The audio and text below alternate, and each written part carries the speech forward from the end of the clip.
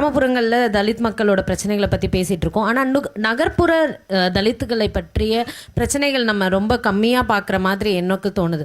So அதில் ரொம்ப முக்கியமான ஆஸ்பெக்டாக நம்ம எஜுகேஷன் அண்ட் ரொம்ப கிரிமினல் வயலன்ஸில் நம்ம பிள்ளைங்க எதில் ரொம்ப முக்கியமாக அதிகமாக இருக்காங்க அப்படின்றதெல்லாம் ரொம்ப பார்க்க வேண்டியதாக இருக்குது. ஸோ இதை எப்படி நம்ம மக்கள்கிட்டேருந்து வெளியில் எடுத்துகிட்டு வர்றது, அதாச்சும் தலித் மக்கள்கிட்டேருந்து இதை எப்படி அப்புறப்படுத்துறது அப்படின்றது ரொம்ப முக்கியமான ஒரு ஆஸ்பெக்ட். அண்ட் ஆல்சோ அர்பன் தலித்ஸோட லேண்ட் ரைட்ஸை பற்றி ரொம்ப கம்மியாக பேச வேண்டிய இதுலேயும் பேசுகிறாங்க அப்படின்னு நான் பார்க்குறேன்.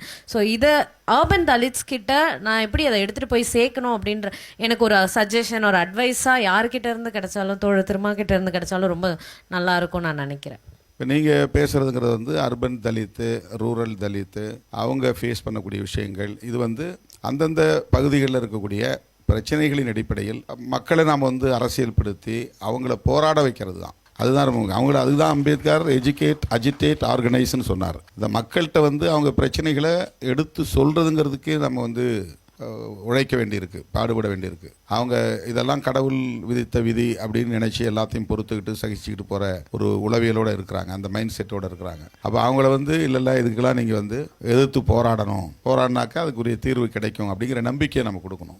அவங்களுக்கு அந்த விழிப்புணர்வை வந்து அந்தந்த பகுதி வாரியான இயக்கங்கள் தான் செய்ய முடியும். ஒரு பெரிய இயக்கம் அதையும் பார்க்கணும் அப்படிங்கிறது ரொம்ப முக்கியம். அதை விட இந்த மாதிரி ரொம்ப நூக் அண்ட் கார்னர், ரொம்ப இன்டீரியர் இஷ்யூஸ்லாம் நம்ம போகும்போது அந்தந்த பகுதிகளில் நீங்கள் இயக்கங்களை கட்டமைக்கணும். அந்த பகுதியில் இப்போ புளியந்தோப்புனா புளியந்தோப்பு மக்கள் அமைப்பு அப்படிங்கிற பேரில் ஏதாவது ஒரு மக்கள் இயக்கம் அப்படிங்கிற பேரில் நீங்கள் ஒரு அமைப்பு உருவாக்கி அவங்க வந்து ஒரு கம்யூன் லைஃபுக்கு வரணும். அவங்க ஒன்றா சேர்ந்து வாழக்கூடிய ஒரு ஒரு சூழலை நாம் உருவாக்கணும். இப்போ அங்கே வந்து நடக்கிற கிரிமினல் ஆக்டிவிட்டீஸ் அதை தடுக்கிறது, ரவுடிசம் அதை தடுக்கிறது, திருட்டு அதை தடுக்கிறது, அதில் வரக்கூடிய பாதிப்புகளுக்கு அவங்களுக்கு ஒரு பாதுகாப்பை ஏற்படுத்தணும்னா அஃபிஷியல்ஸை போய் அப்ரோச் பண்ணுறது, போலீஸில் போய் கம்ப்ளைண்ட் பண்ணுறது, ரெவென்யூ அஃபிஷியல்ஸை போய் பார்க்கறது, அவங்களுடைய டிமாண்ட் என்னங்கிறத வந்து ஐடென்டிஃபை பண்ணி அதை வரிசைப்படுத்தி அதை முன்னிறுத்தி அதற்கான ஒரு டெமோக்ராட்டிக்கான ஸ்ட்ரகிளை எடுக்கிறது. இந்த மாதிரி இஷ்யூ பேஸ்ட், ஜோனல் பேஸ்ட் ஒரு பீப்புள்ஸ் மூவ்மெண்ட் என்பது அது ஒன்று தான் அதுக்கு வழி. அதை வந்து விடுதலை சிறுத்தை தான் அங்கே வந்து பேசணும் அப்படின்னு இல்லை. இந்த மாதிரி அங்கங்கே தனித்தனியாக இயக்கங்கள்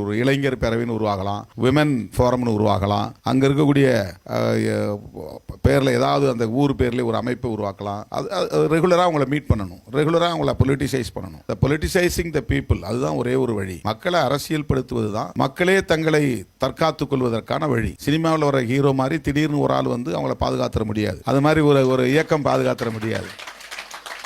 We have to politicize the people to save themselves.